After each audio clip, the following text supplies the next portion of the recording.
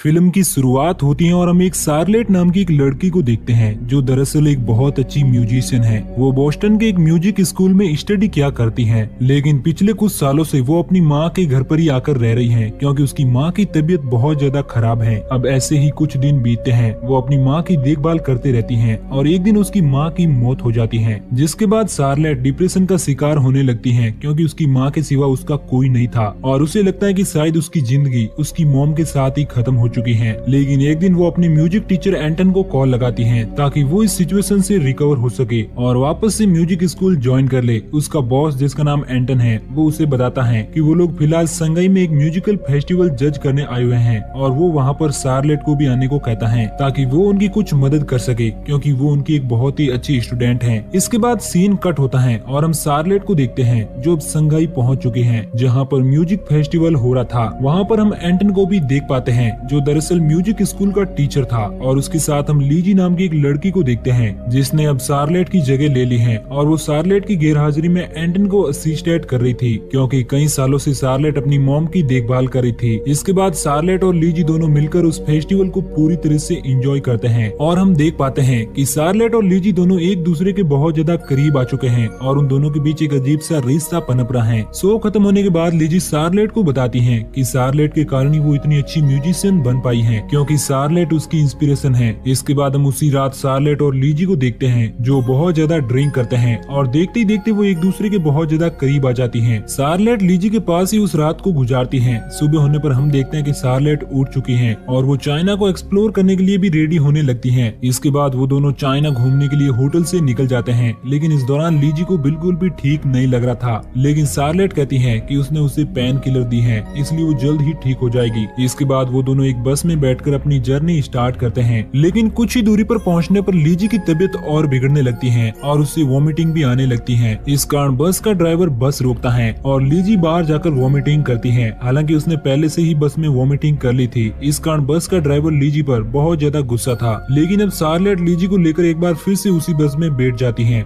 बस आगे बढ़ती है, लेकिन अभी भी लीजी की तबीयत में कोई भी सुधार नहीं आया था और वो बिल्कुल भी अच्छा फील नहीं कर रही थी और उसकी हालत काफी ज्यादा सीरियस होने लगती है और थोड़ी देर बाद वो बस की खिड़कियों पर ही उल्टी कर देती हैं। और सार्लेट और लीजी जब खिड़की पर पड़ी उस उल्टी को ध्यान से देखते हैं तो उसमें उन्हें कुछ छोटे छोटे कीड़े नजर आते हैं जिन्हें देखकर लीजी बुरी तरह से घबरा जाती हैं और बस में ही चीखने चिल्लाने लगती हैं। उसे कुछ भी समझ नहीं आता है कि उसके साथ आखिर क्या हो रहा है। ये सब देखकर बस का ड्राइवर सार्लेट और लीजी से बहुत ज्यादा परेशान हो जाता है। वो उन दोनों को वहीं जंगल में बस से उतार कर चला जाता है। बस से उतरते ही लीजी एक बार फिर से उल्टी कर देती है। इसके बाद वो देखती है कि उसके हाथ के अंदर से बहुत सारे बड़े बड़े कीड़े निकल रहे हैं, जिन्हें देखकर वो अपने हाथ से उन कीड़ों को दूर करने की कोशिश करती है, लेकिन ऐसा नहीं होता। सार्लेट उसे एक बड़ा सा चाकू देकर कहती है कि अगर उसे उन कीड़ों से छुटकारा पाना है तो उसे अपना हाथ काटना होगा, तभी वो इन कीड़ों से आजाद हो पाएगी। सार्लेट की बातें सुनकर लीजी भी उससे सहमत हो जाती है क्योंकि वो बहुत ज्यादा घबराई हुई थी। वो सार्लेट की बात को मानकर उसी चाकू से अपना एक हाथ काट देती है। इसके बाद हमें फ्लैशबैक में दिखाया जाता है जहाँ पर हमें पता चलता है कि सार्लेट ने ही जानबूझकर लीजी को पेन किलर की जगह पर कुछ ऐसी दवाइयाँ खिलाई थी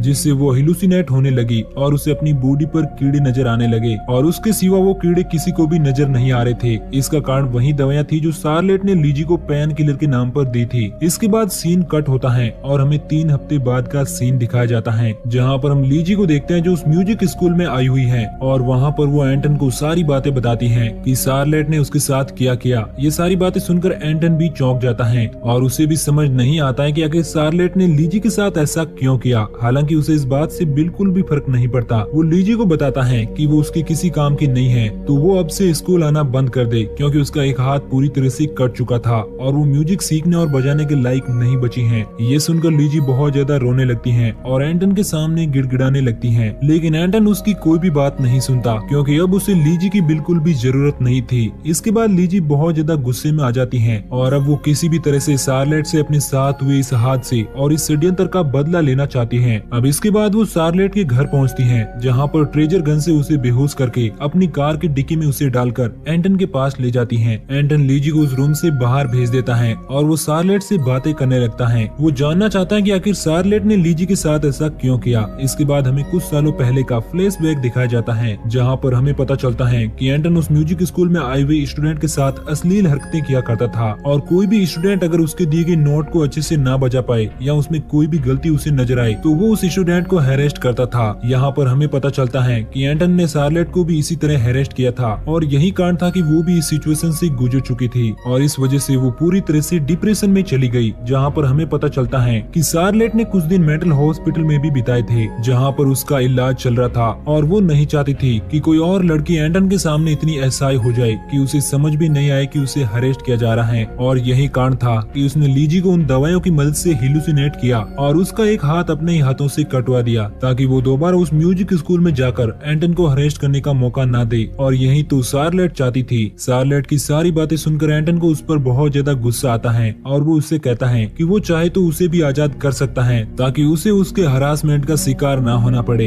एंटन कहता है कि तुम्हें मेरी सिखाई गई एक धुन को बिना किसी गलती किए परफॉर्म करना है और अगर उसमें कोई भी गलती हुई तो इसकी सजा स्कूल में आई एक छोटी नई लड़की को मिलेगी। वो शार्लेट को बहुत धमकाता है और अब शार्लेट भी पूरी तरह से डर जाती है क्योंकि एंटन बहुत ही ज्यादा निर्दयी आदमी होता है जो उस बच्ची का शिकार करना चाहता था। लेकिन शार्लेट ऐसा बिल्कुल भी नहीं चाहती। वो अपनी पूरी काबिलियत से उस म्यूजिक को प्ले करती है और वो बहुत ही अच्छी तरह से म्यूजिक बजाती है। जैसे ही वो म्यूजिक बंद करती है तो एंटन उसे कहता है कि तुमने इस नोट में गलती की है और इसकी सजा उस लड़की को मिलेगी। ये सुनकर शार्लेट कहती है कि उसने कोई गलती नहीं की इसलिए तुम उस लड़की को छोड़ दो। लेकिन एंटन अपनी बीवी को कहता है कि उस छोटी बच्ची को जाकर तैयार करो। उसकी बीवी उस लड़की को लेकर उसके कमरे में चली जाती है। इसके बाद एंटन अपने 2 टीचरों से कहता है कि शार्लेट को भी तड़पा तड़पा कर खत्म कर दो और वो वहाँ से चला जाता है। इसके बाद वहाँ पर लीजी आ जाती है जो उन टीचर से कहती है कि उसे शार्लेट से अपना हिसाब चूकता करना है क्योंकि उसकी वजह से ही उसका एक हाथ कटा है। उसकी बातें सुनकर वो दोनों टीचर पीछे हट जाते हैं और अपनी अपनी ड्रिंक पीने लगते हैं। ड्रिंक पीते ही वो दोनों जमीन पर गिर जाते हैं और दोनों की मौत हो जाती है। यहाँ पर हमें एक बार फिर से फ्लैशबैक में ले जाया जाता है जहाँ पर हमें पता चलता है कि जिस समय लीजी ने अपना हाथ काटा था तभी शार्लेट ने उसे स्कूल और एंटन के बारे में सारी सच्चाई पहले ही बता दी थी और लीजी शार्लेट से गुस्सा नहीं थी क्योंकि वो तो उससे बचना चाहती थी। और इस दौरान उन्होंने जो भी एक दूसरे से व्यवहार किया वो उन लोगों का एक प्लान था ताकि वो लोग एंटन को आसानी से अपना शिकार बना सके और छोटी छोटी बच्चियों को बचा सके।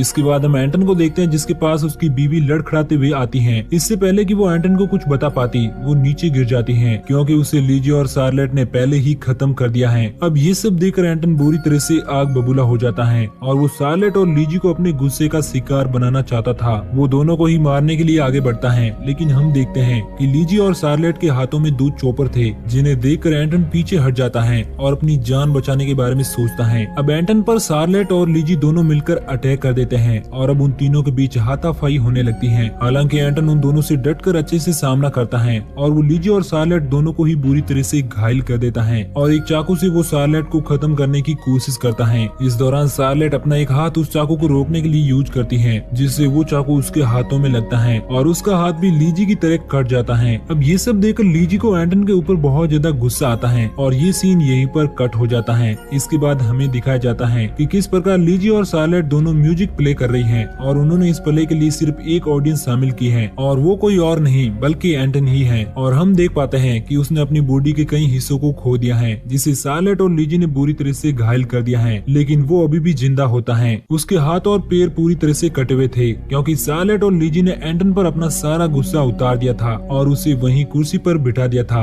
और हम ये भी नोटिस करते हैं कि शार्लेट और लीजी दोनों का एक एक हाथ नहीं है लेकिन इसके बावजूद वो दोनों म्यूजिक को परफेक्टली प्ले कर रही थी और ये सब एंटन भी सुन रहा था। और इस तरह से शार्लेट और लीजी एंटन से अपना रिवेंज ले लेती हैं और इसी के साथ ये मूवी यहीं पर एंड हो जाती है। तो दोस्तों आपको ये कहानी कैसी लगी नीचे कमेंट करके जरूर बताना और अगर आप हमारी वीडियो को पहली बार देख रहे हैं तो मेक श्योर की चैनल को सब्सक्राइब करके नोटिफिकेशन बेल को जरूर ऑन कर लेना। बाकी मैं मिलूंगा आपसे किसी नए दिन नई कहानी के साथ, तब तक के लिए बाय बाय। को सब्सक्राइब करें और बेल नोटिफिकेशन को प्रेस करना ना भूलें। तब तक के लिए टाटा।